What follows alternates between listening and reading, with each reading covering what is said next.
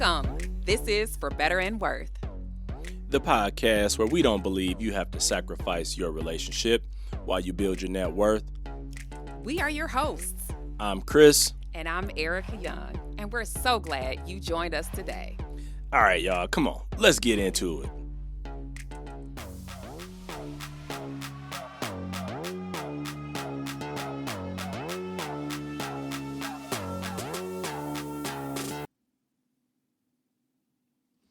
So here we are again, episode 2 of the For Better and Worth podcast. Super excited to be with you guys today, and we've got a doozy of a topic. We are just diving right on into our money and our mess from our past. How about that? Well, we're calling it our love story. So, I don't know how messy it was, but, first episode, we wanted to just kind of give you a quick intro, but we're going to give you a little bit more on who we are now. So we're going to talk about how we met, and like always, there's very different versions of this particular story. There's always my version. And then there's the correct version. Thank you very much. Well, I just want to set the people straight, so why don't we just start with the correct version? So, as you put it. So, Ericka, what's your version of how we met? First of all, I have to say the details may be a bit fuzzy on both ends because it's been 24 years, okay? But I will say that the very first time that we met was at our church picnic, and I decided to volunteer that day, and that meant not only was I helping out at the volleyball court, refereeing games, but I also was cleaning porta potties. Yeah, I did that. And in between all of that, there was a moment when I was at the volleyball court and I was refereeing with someone who at the time I didn't know, but happened to be Chris's cousin. And of course, because he was his cousin, Chris and friends arrived because they were looking for Cousin Ken. And so that is how we met. I will say that when the 5 gentlemen, I think it was 5 people, but when the 5 people came up, my eyes laser focused on Chris. So he was the one that stuck out like, I like that one. It was like, boom, that's my guy right there. But I couldn't leave all my cards out there, of course. I couldn't do that. I had to always play it cool. But, when we were introduced, I was like, honestly, I don't really feel like I saw anyone else that day. Well, that's a fairly accurate, depiction of the story. That's because you liked the way that I told the story. Well, my version of that, it's a lot like Ericka's. We did meet at the church picnic. Me being a young, hardworking man, I was coming to the picnic late because I had work that day. I was a FedEx driver when I was in college, so I went and got my work on, and then I rolled up to the picnic after I got my gear, got fresh. And so when I walked up, brother was looking fresh. That's why he stood out in the crowd. Fresh cut, fresh kicks. Nothing's changed to this day. I keep some fresh kicks and a fresh cut. So, But yeah, I saw her when I walked up. My cousin was there, and we all introduced ourselves, and we had a little crew we hung with, and she just attached herself to us for the rest of the day, and I think I was invited. I think that was an invitation. Oh yeah, for sure. I wasn't just following you guys around now. No, we told you to come hang with us, and that really just started things off. That started our conversations, and that was the first day. But I think that was a good way to begin things. And really, we talked and we dated for a little while after that, and it wasn't until we started to realize that this was getting a little more serious that we start thinking about a life longer term and what it could look like. And so we kind of have to talk about the first time we talked about money. And it's an interesting thing because we weren't even married yet, or we weren't engaged or anything. And just by a sheer coincidence of events, we wound up having to talk about money. Yeah, and I don't honestly remember before this moment us really having conversations. I do think that I know that it was important to me that you were working. I thought that that was attractive. I definitely wanted someone who was hardworking and who took making money seriously. And I knew that you were going to be a college graduate, that you had future plans, and the same with me. We were still in college at the time, and so we had to look at each other's potential versus what was really in the bank account. But I will say that I still think I was pretty traditional. Like, I still expected, dates to be paid for by you. I feel like I still wanted to feel wined and dined, even if it was Burger King, right? Like, I still wanted that. And so it was helpful that you were a working man, and that was attractive, even at the, young ages that we were in our early 20s. And look, I was actually a senior in college. So I was in my final semester of school and I was working full time. I was working full time and I was going to school full time. So it was an interesting time for us because with that, with working full time, going to school full time, it it put me in a position where I could actually take her on dates and do things. But I'd say we're about 6, 8, 12 months into dating, and we started getting a little serious with one another. And I hadn't proposed or we hadn't got engaged or anything like that. But I think I had graduated, and you were in your, I don't know, were you in your final semester of school? Yeah, it took Or me 5 years to finish college. Okay, so our my last year of school. Are you talking about when we actually went to counseling? Yeah, well, we got to build some suspense for the people.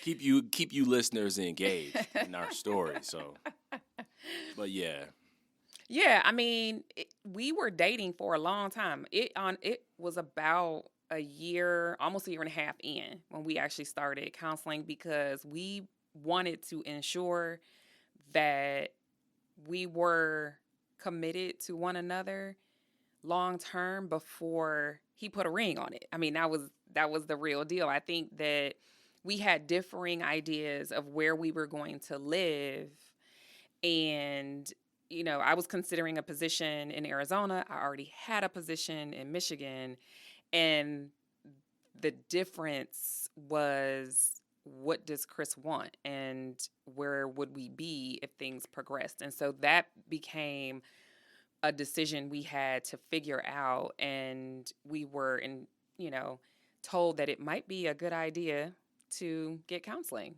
and that was what we decided to do.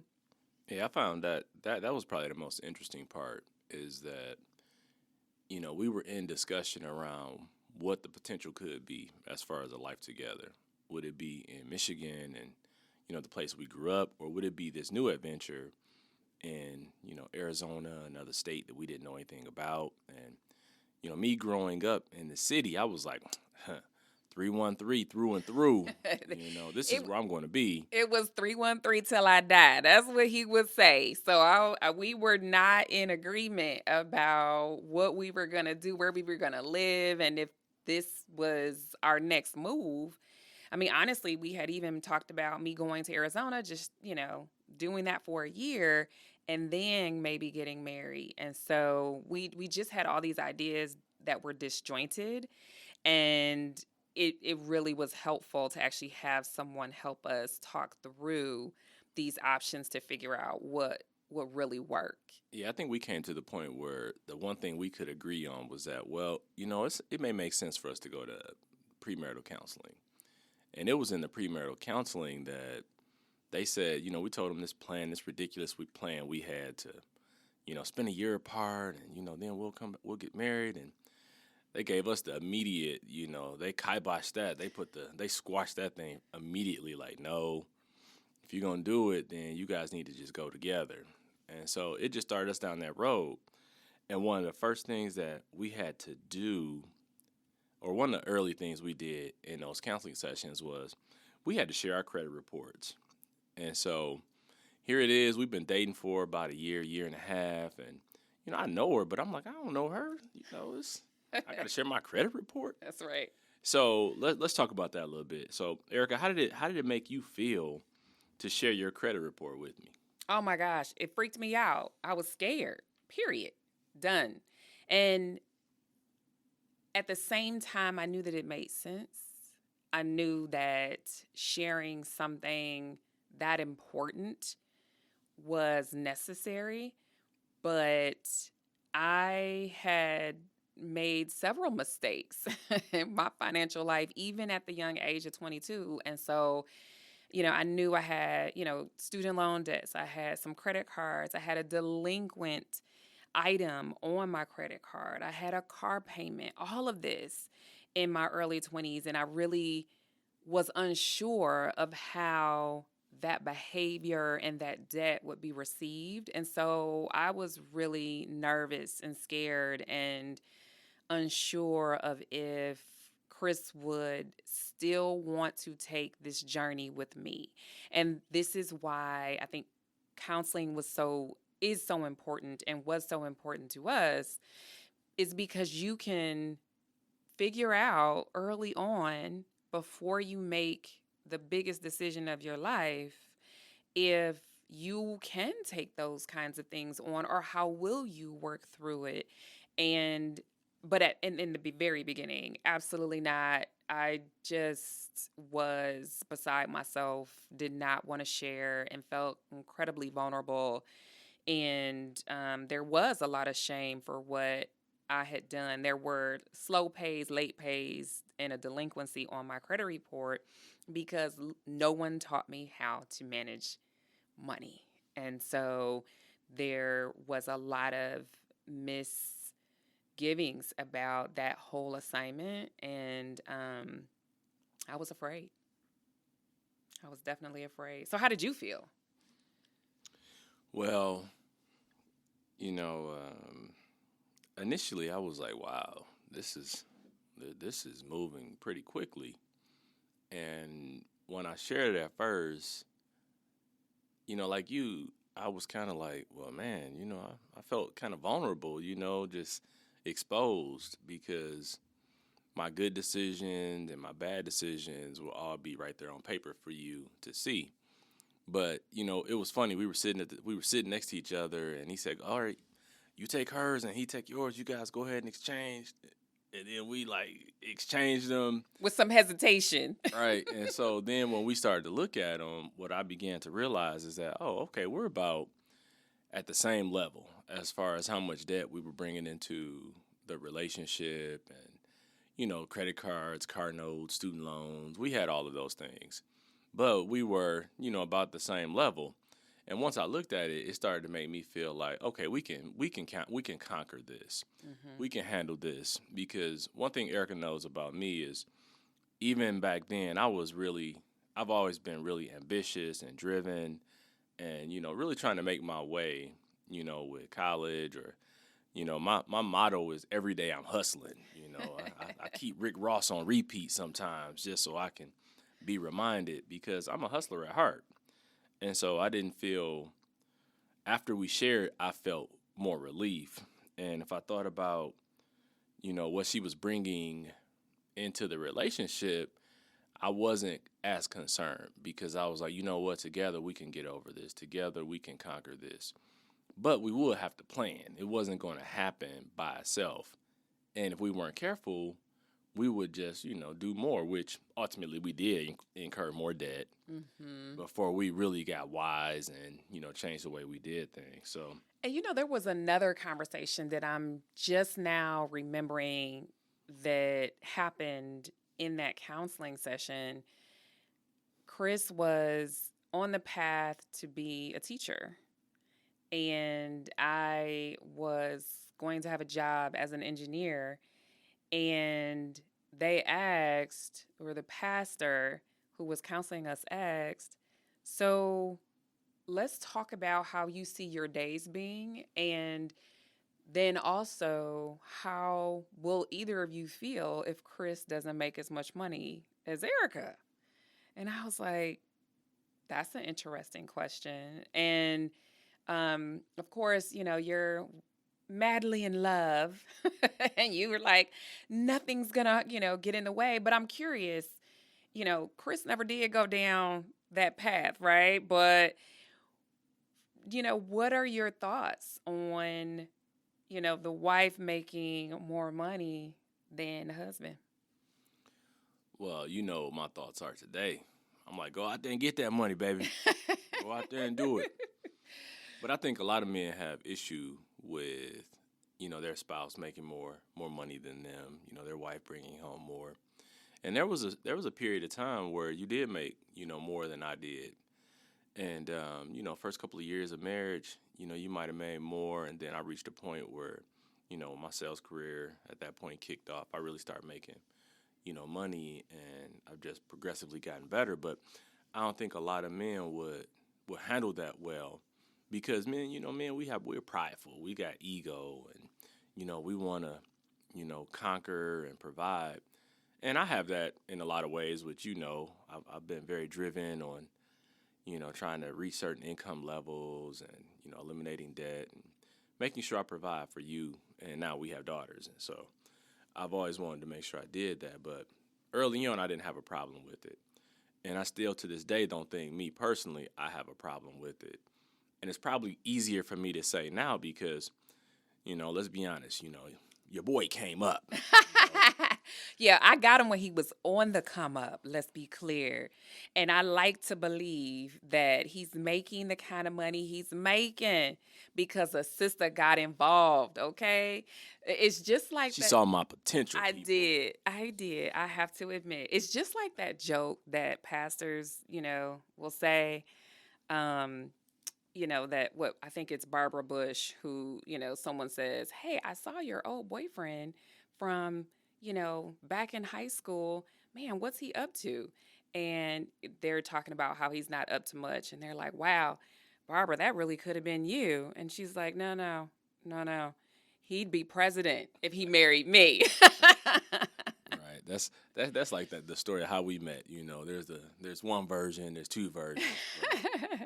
In the end, it all works out. But I think a question I have for you is, as it relates to, having conversations and discussions about money. And so to our listeners out there, I think it's something you have to think about. So do you think we should have discussed, things as it relates to money sooner versus just waiting to trade our credit reports? And that really was the moment that we had deep money discussions and conversations. Yeah. Like, I think we should have said some little things sooner, because then it's like this slow gradual build or a slow unraveling and understanding of your partner, like the person that you are with, because dating is an interview. I mean, really, it's about, let me see how much I can learn about this person and see if this is someone I'd like to be with long term. And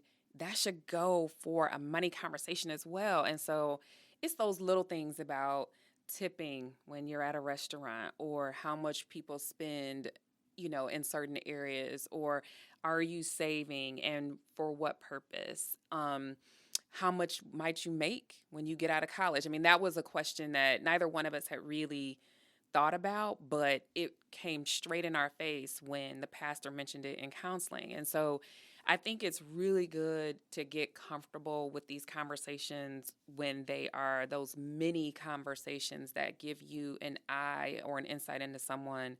I think it worked out for us, thankfully, but I think that for a lot of people, it is very jarring to not have built up to a conversation where you actually talk about a credit report. That's good, because I think people who are older, when they date, they probably take a more proactive approach because they've managed money separately, and if they get together and they get married, then they may choose to merge accounts. But young people, when they're coming out of college or just starting out, I don't think they always think about this part of it. And I personally believe it's better if this is someone that you're considering for a longer term relationship with.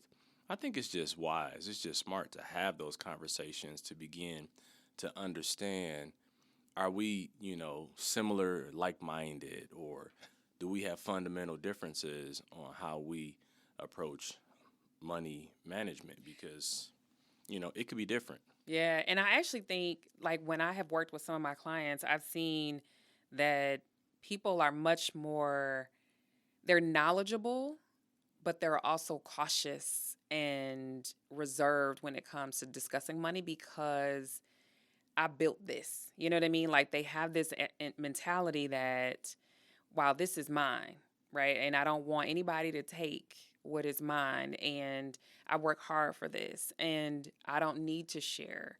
And that's that mentality, when you are later in life or mid-career even, can be challenging to overcome. And so I think it's really even much more important for those who are in the later stages or in middle stages of their career to have the conversations so that you're understanding where you're going, versus being in the dark about what you're getting from your partner. So let's back up a little bit. We're talking about when we met and as young adults talking about money and all of that. But see, when you were younger, I believe that shapes you into who you are. So was money talked about in your household when you were coming up? Money was talked about, but it was one of those things where, my mom, that's where I think I got the perpetual hustle from. Because my mom, she hustled, and you and I both come from single parent homes. My father wasn't there. So all the provision in my household came through my mother. And, she was working and she was going to community college to try and get a better job. But I saw how sometimes she had struggles to, make ends meet. And I saw her how she would, write all the bills out. And she was diligent about, having a checking account. And she always used her check register to write everything out. And she would say yes to some things and no to other things. But the one thing she always did was make sure we had food, clothing, shelter, and transportation. She always took care of that core four, and made sure that, we had food, we had clothes, and, we didn't have the run of the meal to just get everything we wanted. And she actually would stretch it a little bit. I remember when it was back to school time, we would go to TJ Maxx, and she would let us pick stuff out, and we would put stuff on layaway. And people, you young people out there, you don't know anything about layaway. Because I would be dreaming about my clothes, like, man, yeah, I can't wait till I get this for back to school because it's in the back, room of TJ Maxx stored away, and my mom was just making payments on it because she wanted to make sure we had some new things for clothes, but she was planning. Mm-hmm. And that's what I learned from her is that it wasn't about just putting the clothes in layaway. It was about planning for what she needed to do. And so I learned that planning is important. And I learned that taking care of the basics and the necessities were the things you needed to do first. And we would have some slight indulgences. Maybe we would go to the mall. If we were shopping, maybe we got to go out and eat something for dinner. That was a major indulgence for us then. And so I saw kind of that reward, that small reward, once you had been persistent and once you had taken care of the important things. And so to those that are listening out there, that's the thing I will highlight is that you have to take care of the basics first. You have to make sure you prioritize in that way. And then, maybe you reward yourself slightly, along the way. But also just plan, because if you don't plan, then you're going to get caught up by circumstantial things. You're going to be moved by emotions because, well, I want this or I deserve this. And though my mom knew that we needed clothes and we wanted clothes, she planned for it. Yeah. And so when I think about the household, I just saw, she may not have talked about it or said, hey, this is what I'm doing, or she didn't lay out this, 4-step plan to have success. I just really watched her actions and how she chose to interact with money. And when she didn't have it, I didn't necessarily know. And when she did have it, I didn't necessarily know. That's interesting because my mother was a hustler too. Now I wouldn't, you wouldn't look at my mom and say she's a hustler, but she worked hard. So that term does apply to her. I always knew that my mother was a hard worker. I saw her, graduate with her bachelor's as well as her master's degree. She did that with two kids, as a single parent. And that is something that I absolutely respect her for. And there were times, I mean, my mother had, 2 jobs at one time. And, I think that it's important to remember what is positive from your upbringing around money, and also take note of what isn't so positive around money and your upbringing as well. I do remember mom saying, wait till payday. And so there was always this anticipation of, what Friday might look like. Or she would take us shopping on a Saturday morning when the sale was going on. And like you, my mother, made sure that our family had, exactly what we needed. Maybe not the latest and greatest things, but we had special items at special times. I remember I thought I was something when I got my Pro Wings. So anybody out there know about Pro Wings? I thought I was doing something. It wasn't until later that I realized those things were a counterfeit. They were knockoff, and I just, but I thought I was sweet when I got my little Pro Wings. And but my mother tried. She did her very best, and I learned hard work from her. For sure. Those were the slip me no grimmies. Thanks, hon.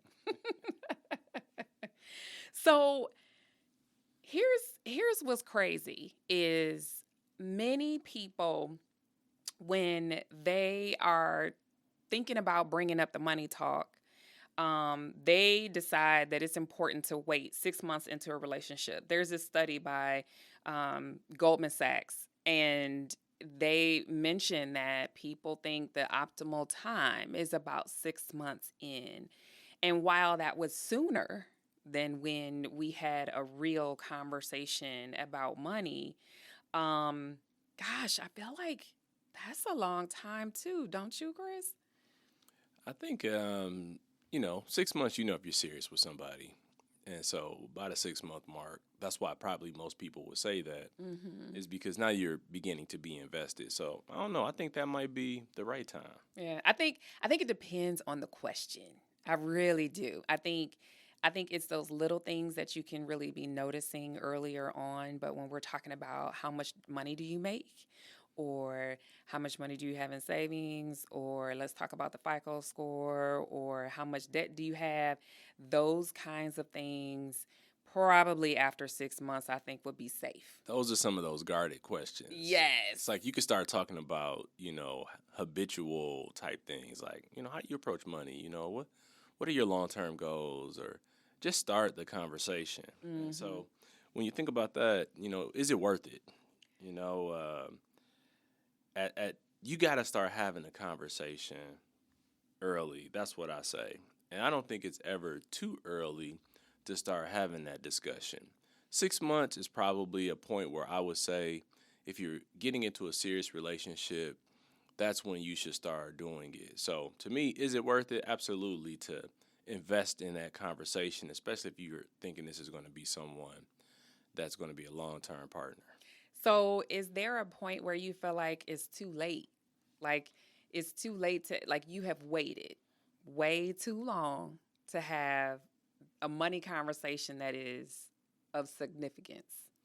Well, I don't know that it's ever too late if you're in a true relationship, but I think some of those other things can come that can cause problems if you wait too late. Like, if you see your partner making more than you, or if you see some bad, money habits of the past that you see carrying on. So I don't know that it's too late. It's better late than never, but it goes back to what I talked about planning. And when we talk about dating, a lot of people, you have to go into it with the mindset that dating is for marriage. You know, you're trial running, testing people out to see if this is who you want to spend time with. And so here's what I say as we begin to wrap this episode up. You know, the takeaways I want you guys out there to hear is that if you're dating for the purpose of marriage, it's never too early to start talking about money. And that's my position. I mean, what do you say? Yeah, I do too. I think there are three specific things, and this is a shameless plug for Naked and Unashamed 10 Money Conversations every couple must have. Go out and get it, people. Come on now, it's on Amazon. But that's a shameless plug. But what I really want to share is that there's three things that I think are really important for you to talk about when it comes to money. You talk about your money past, so your upbringing, what you learned about money, money messaging, things like that from your past before you became an adult. And then your money present. That's the hardest one because it's where you're facing your habits today that, like you mentioned, but also that credit report or your debt, that kind of thing. And so facing those things can be challenging for yourself and then also can be a hurdle that you might need to overcome with a partner. And then your money future or your money's future potential. The things that you want to do with money. I think it's important to connect on those three different areas. And there's a lot of fun, interesting, and good conversations that can come from simply sitting down and talking for like 10 minutes about your dreams or sharing some of your apprehension about where your FICO score is. Don't try and have a hour long, money summit around let's get it all out on the table because a fight could ensue or disappointment or someone's feelings can be hurt. But just 10, 15 minutes on one topic and commit to bringing things back up at a later time as well. So I'll say this, guys, to all those listeners out there, this isn't for the young at heart or, the young in age or those that are older. This is for everyone. And I think Ericka and I, it worked out for us. Here we are 24 years later on our podcast talking about, how it all began. And we get to kind of guide our daughter through this now, as she's a young adult. She's about the age that we decided to get married, but I'm not hoping for any marriages anytime soon. Right. But it gives us another opportunity to help guide her in these conversations as well. And so take those things to heart that we've shared with you guys. And, you may have to come back and have some conversations and get to the basics, talk about a little bit, more in-depth things. But the thing you want to do is build that strong foundation and maybe discuss, some of the things that you feel good about, some of the things that you don't feel good about, some of your habits that are good, some that aren't good. But I think creating a strong foundation, starting early, having these conversations can set you on the pathway to success. Absolutely. Well, we're just thrilled that you decided to join us today, and we hope that you come back to another episode of For Better and Worth. So you have a good one, and we will always say it is worth it. All right, guys. Till next time.